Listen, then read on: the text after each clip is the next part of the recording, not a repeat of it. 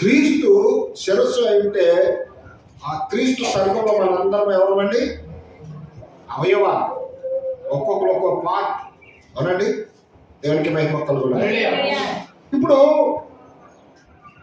క్రీస్తు శిరస్సు ఉన్నాడు, మనందరము అవయవాలుగా ఉన్నాం.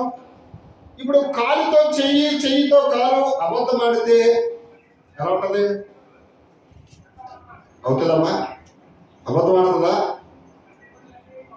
ఆడదా? ఇప్పుడు కాలుకి దెబ్బ తగిలింది, చెయ్యికి ఎవరైనా చెప్పాలా? కాలుకి దెబ్బ తగిలితే చెయ్యికి ఎవరైనా చెప్పాలా?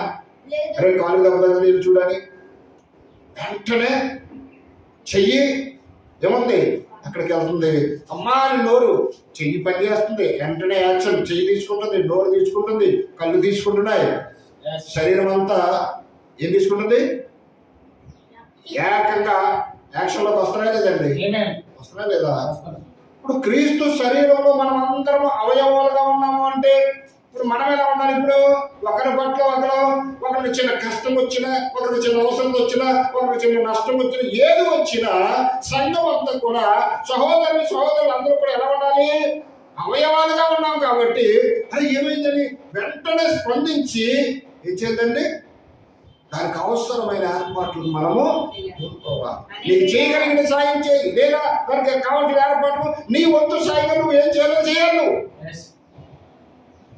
ఎందుకు చెప్తున్నాడన్నమాట చూడండి, మనము ఒకరికొకరము అవయవమై ఉన్నాము కనుక మీరు అబద్ధమాడటమని ప్రతి వాడును తన పొరుగువాడితో సత్యమే మాట్లాడవలెను. హల్లెలూయా. తన పొరుగువాడిని ఏం చెప్పాలి? ఇప్పుడు సత్యం చెప్పాలి. కానీ మనం పాల్పంపులు పోతాం సరికదా? మరి ఏం చెప్తాం? అబద్ధాలు చెప్తామో చెప్పమా? ఆ టైంకి నేను ఇంటికల్ లేను, లేకపోతే ఎక్కడో ఉన్నాను, ఏదో చెప్తాం, కానీ సత్యం మాత్రం చెప్తామా? కానీ దేవుడి వాక్యం చెప్తుంది, ఒకరికొకరు అవయవములుగా ఉన్నాం అంటే అన్నదమ్ములుగా ఉన్నాం, సహోదరులుగా ఉన్నాం కాబట్టి మీరు అబద్ధం ఆడద్దు. ఒకరికొకరు అబద్ధము ఆడొద్దు.